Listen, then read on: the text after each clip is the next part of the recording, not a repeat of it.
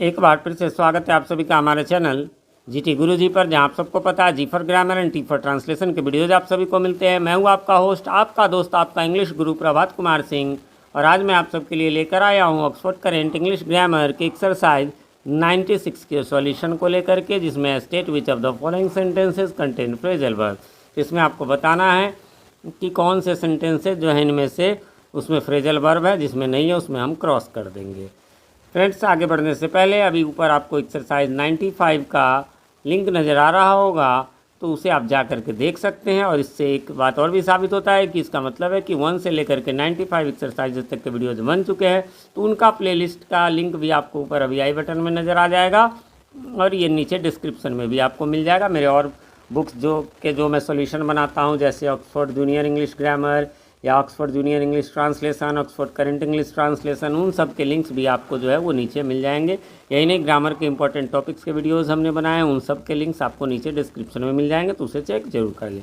चलिए तो अब शुरू करते हैं। इसको कहता है कि किस किस में है, तो he is getting on very well at school, है ना। गेटिंग ऑन, यहाँ पर एक मिस्टेक हो गया है, 1 लिखा गया है, तो इसको मैं स्क्रीनशॉट ले लेता हूँ ताकि करेक्शन करवा दूंगा।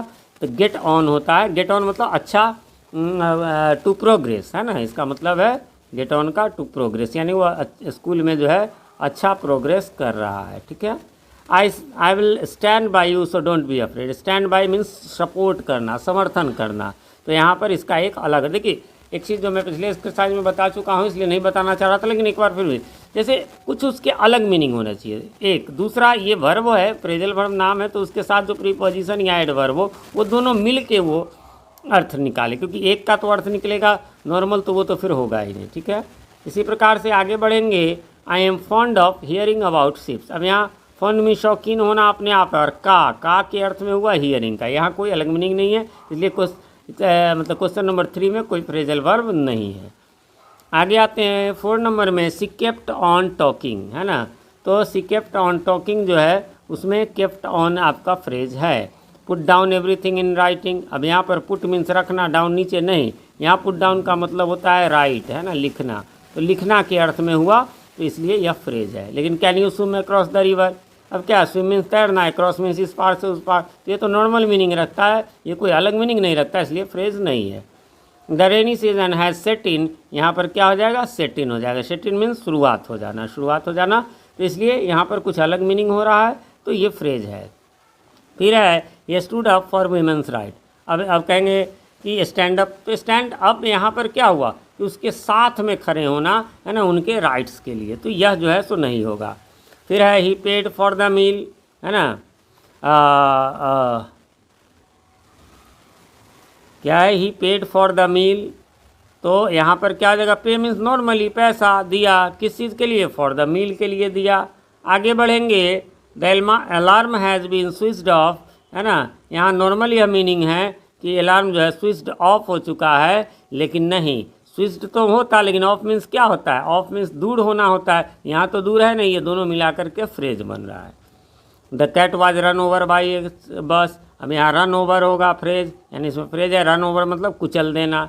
ही केम इन टू माई रूम, लेकिन ये केम मीन्स आया कहाँ, तो मैं, है ना, into my room normal meaning है, इसलिए नहीं होगा। He fell off the horse, देखिए ऊपर भी ऑफ था, लेकिन ये ऑफ क्या है, घोड़े से गिरा यदि तो दूर हुआ, वो गिरने से ओ डबल एफ का मतलब दूर होना, तो इसलिए यहाँ पर जो है आपको इसमें कोई फ्रेज नहीं हुआ, वो नॉर्मल मीनिंग हुआ। 14 नंबर में आते हैं, the car broke down, the car broke down on the way to Patna. Break down means होता है, इसी का V2 है, ब्रोक डाउन, ब्रोक डाउन हो गया यानी खराबी आना, तो ये फ्रेज है। लेकिन दिस हाँ, एक यहाँ पर भी मिस्टेक हो गया, यहाँ पर जो है वो बिलोंग्स टू होगा, है ना, यहाँ पर बिलोंग्स टू होगा। अच्छा, बहुत सारे लोग कहेंगे कि नहीं होगा, तो नहीं, ये होगा ही होगा। ये आपको एक्सरसाइज 95 का, जो कि आपके बुक में आंसर दिया हुआ, क्वेश्चन नंबर 20 में सेम टू सेम क्वेश्चन है, this watch belongs to my brother, तो इसलिए बिलोंग्स टू यहाँ पर फ्रेज है।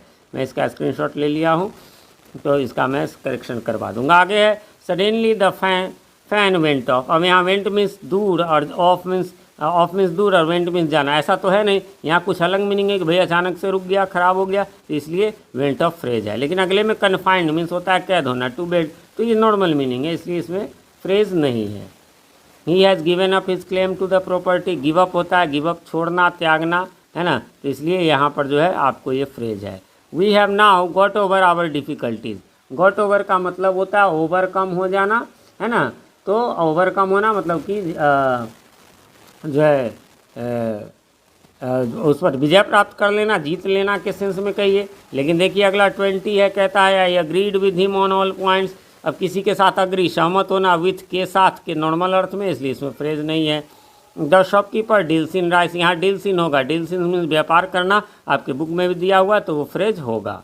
We have run out of the stock of rice, run out of ये भी जो है आपको दिया हुआ है, एक मिस्टेक इसमें भी हो गया है, क्या, तो इसमें रन आउट ऑफ लगा देंगे, पूरा का पूरा ये तीनों है। तो ये मिला करके ये आपके बुक में दिया भी हुआ है। रन आउट ऑफ का मतलब होता है ख़त्म हो जाना, समाप्त हो जाना, पूरी तरह से इस्तेमाल हो जाना। आगे बढ़ेंगे, she can depend on her family for support, है ना। तो यहाँ डिपेंड नॉर्मल है, डिपेंड ऑन अपॉन है ना, तो ये नॉर्मल है के ऊपर, पर के ऊपर निर्भर होना। 24 और 25 के बारे में कुछ विशेष कहना चाहूँगा। ये दोनों जो है वो आपको ईडियम है ना। देखिए ईडियम और फ्रेज में एक अंतर ये है कि ऑफ ऑल फ्रेजल वर्ब जो है ना, वो फ्रेज जितने भी हैं, या फ्रेजल वर्ब कहिए, मैं फ्रेज ही लिख रहा हूँ, तो सारे फ्रेजल वर्ब जो है ईडियम है, लेकिन सारे ईडियम फ्रेजल वर्ब नहीं है, ठीक है। तो इसलिए और इसका सबसे बड़ा ये है कि इन दोनों क्वेश्चन के बारे में मैं आपको बताना चाहूँगा कि ये जो स्टार्टिंग में आपके बुक में बताया गया है, तो वहीं पर जो है ये दिया हुआ है। आपको मैं पेज नंबर भी बता देता हूँ, पेज नंबर 350 में ये दिया हुआ है। उसके लास्ट में जो है वो आपको get rid of, live and let live, make up once mind, है ना। तो ये सब जो है उसमें दिया हुआ है ना। तो इसलिए आपको इसमें किसी प्रकार के कन्फ्यूज़न की आवश्यकता नहीं है, ये दोनों जो है वो नहीं होंगे, फ्रेज इसमें नहीं है। अब आ जाइए 26 में, तो गेटअप होगा, क्योंकि गेट मीन्स पकड़ना या ऐसा, और अप ऊपर, तो ऐसा नहीं है सो करके उठना, नींद तोड़ना, तो इसलिए जो है ये फ्रेज है। I shall get back tomorrow, get back वापस आऊँगा, नॉर्मल आने की बात है, इसलिए इसमें भी जो है आपको फ्रेज नहीं है। लेकिन अब आगे बढ़ेंगे, the cow lives on grass, live means तो रहना, लेकिन लिव ऑन मीन्स होता है खाकर जीवित रहना, तो इसमें फ्रेज है, कुछ अलग मीनिंग है। He jumped out of bed, bed पर से जंप किया तो उसके मतलब इन बेड होता है तो आउट उसके होगा ही होगा, ठीक है, इसलिए इसमें फ्रेज नहीं है। प्लीज़ गो ऑन सिंगिंग, है ना, it is so sweet, go on जो होगा वो आपको फ्रेज होगा, क्योंकि गो मीन्स जाना नहीं होता है, कंटिन्यू करना, है ना, कंटिन्यू करना इसका अर्थ होता है। और हाँ, ये जो है जंप आउट ऑफ जो है, जंप आउट ऑफ जो है वो इडियम की श्रेणी में भी आता है, एक बात ये भी है, ठीक है। इस प्रकार से आपका ये एक्सरसाइज यहाँ पर समाप्त हो गया, और उम्मीद करता हूँ आपने मिला लिया होगा, आप कोई कन्फ्यूज़न नहीं होगी। फिर भी कोई कन्फ्यूज़न हो तो आप कमेंट करें, मैं रिप्लाई ज़रूर देता हूँ, थोड़ी देर से ही सही, लेकिन मैं रिप्लाई ज़रूर करता हूँ। साथ में बताएं कमेंट करके हमारे वीडियोज़ आप सभी को कैसे लगते हैं।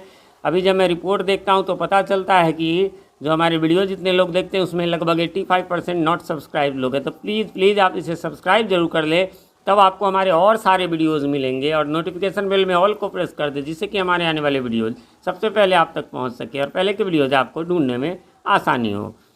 वीडियो पसंद आए तो लाइक करें, ना पसंद आए तो डिसलाइक करें। मिलते हैं अपने अगले वीडियो में, तब तक के लिए हैव अ नाइस डे।